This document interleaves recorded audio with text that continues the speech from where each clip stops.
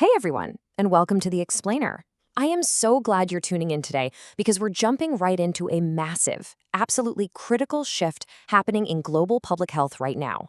For decades, our default response to mental distress has been kind of stuck, heavily concentrated in specialized hospitals and, well, prescription pads. But what happens when that traditional system literally cannot keep up with demand? Today, we're exploring how decentralizing therapy is moving us beyond that prescribing default and entirely changing the game. So here's our roadmap for today. We're going to cover 1. The mental health gap, 2. Moving beyond the medication default, 3. What decentralized therapy actually is, 4. 4 models of decentralization, 5. Proof that it works, and finally, 6. Scaling a balanced system. Let's get right into it. Section 1. The mental health gap. Okay, before we can even talk about solutions, we really need to dive in and confront the stark realities of the system we're currently working with. 85%. Just let that sink in for a second.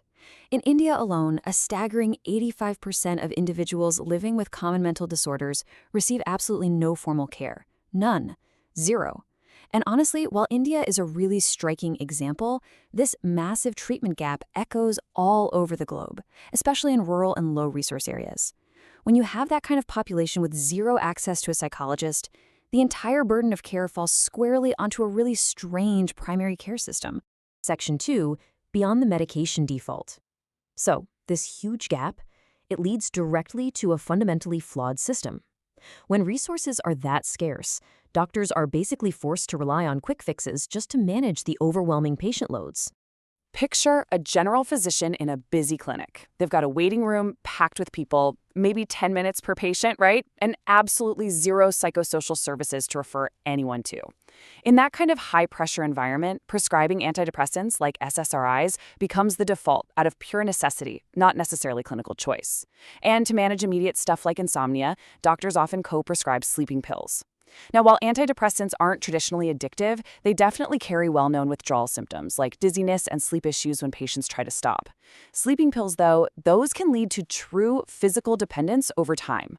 What starts as a quick, short-term fix can easily spiral into prolonged use, simply because there's no structured follow-up or alternative support.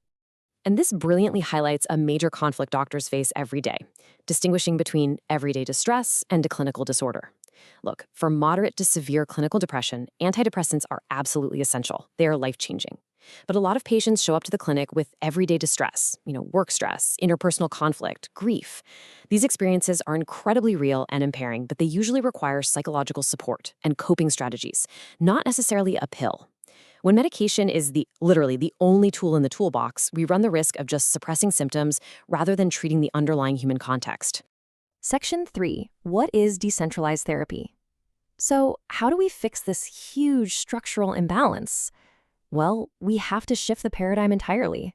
Decentralized therapy is the practice of bringing mental health care out of specialized hospitals and directly into the community using varied, flexible models. I love this definition because it's just so incredibly practical. This is all about taking care away from distant, intimidating institutions and placing it right where people actually live and work and struggle. It's about using the resources we already have in our communities to bridge that massive 85% treatment gap we were just talking about. Section 4. 4 models of decentralization. Now, what's really interesting here is how we can systematically categorize this approach. Decentralization isn't just one thing. It's more like a multi-tool.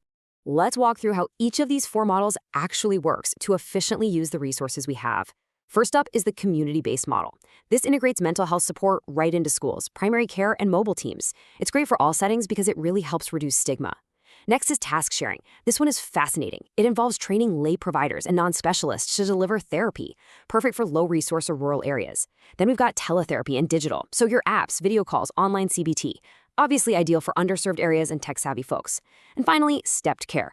Think of this as a tiered system, going from basic self-help all the way up to a specialist, which is perfect for managed care and integrated health systems. To really help you vividly picture what this looks like in the real world, listen to this quote about Dr. Dixon Chibanda's work. The Friendship Bench in Zimbabwe trained old women to deliver structured therapy to people with mild levels of mental distress on park benches. How amazing is that? This is task sharing in action. You take an abundant, respected community resource grandmothers, train them in structured therapy, and you get incredibly effective, culturally resonant care without a single hospital visit. Section 5. Proof that it works. Okay, so the absolutely crucial point here is, does this actually work? Can a grandmother on a bench really make a difference? Let's look at the data. Yes, 43%. Those grandmothers on the friendship bench achieved a massive 43% reduction on depression scales within just 6 months. This is not just a feel-good human interest story. It is hard clinical proof that task sharing works. And the success definitely isn't limited to park benches. When we look at teletherapy, the data is kind of mind-blowing. Meta-analyses show that live video therapy is essentially equivalent to in-person therapy. There is literally no meaningful difference in clinical efficacy. Whether you're sitting on a couch in a doctor's office or looking at a screen in your living room, the outcomes are basically the same.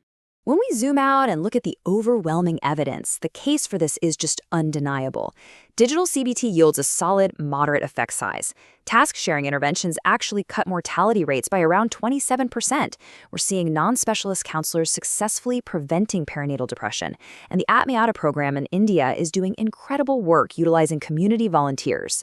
The science is completely backing this up. Apps, lay providers, and community programs significantly improve symptoms and outcomes. Section 6, Scaling a Balanced System. Now, while the data is super promising, we have to be realistic. Scaling these solutions globally comes with some very real implementation hurdles. One of the biggest roadblocks is the digital divide. For example, in the US, 60% of urban households have broadband, but only 43% of rural households do. We simply cannot rely entirely on teletherapy if the remote communities that need the help the most literally lack the internet access to log on. And beyond the tech, scaling requires navigating a pretty complex maze of governance. We're talking strict data privacy laws like HIPAA or GDPR. You have complex cross-border licensing to figure out. You have to very strictly define the scopes of practice for non-specialists so they are operating safely. And, absolutely crucial, you have to ensure strong cultural adaptation. An app built in Silicon Valley isn't going to just seamlessly work in a rural village if it doesn't speak their cultural language. So, what is the structural roadmap for an organization to actually pull this off safely? It's a 5-step process. 1. Assess needs. 2. Choose the right model. 3. Rigorously train the workforce. 4. Deliver the services. And 5. Continuously monitor outcomes. It's a lot of work, but this is exactly how we scale these solutions effectively and safely. Which brings us to the ultimate goal of everything we've unpacked today. To be clear, this is not about eliminating medication. Antidepressants are absolutely vital for severe cases. But the goal is to build a balanced stepped care model where medication remains accessible, but it is no longer the only option for everyday distress. We want a layered, comprehensive system that actually works for everyone. So I want to leave you with this final thought. We've seen how a group of grandmothers on a park bench in Zimbabwe literally transformed mental health care in their community. So if a simple park bench can do that, what other everyday spaces in your own community could become the clinics of tomorrow? The possibilities are pretty amazing. Thank you so much for joining me for this explainer, and we will catch you next time.